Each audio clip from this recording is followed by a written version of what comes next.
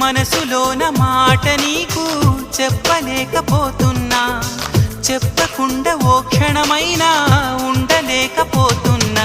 ఎలా చెప్పనమ్మా నాలోని